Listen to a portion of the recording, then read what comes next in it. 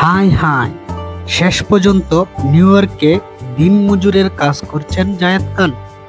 বাংলা চলচ্চিত্রের পরিচিত মুখ জায়েদ খানকে সম্প্রতি নিউ ইয়র্কের রাস্তায় দিনমজুরের পোশাকে দেখা গেছে। অনেকে ভাবছেন শেষ পর্যন্ত জীবিকার তাগিদে জায়েদ খান দিনমজুরের কাজ করছে। সম্প্রতি এমন একটি ছবি সামাজিক যোগাযোগ মাধ্যমে ছড়িয়ে পড়েছে। ছড়িয়ে পড়তেই ভক্তদের মধ্যে শুরু হয়েছে নানান আলোচনা।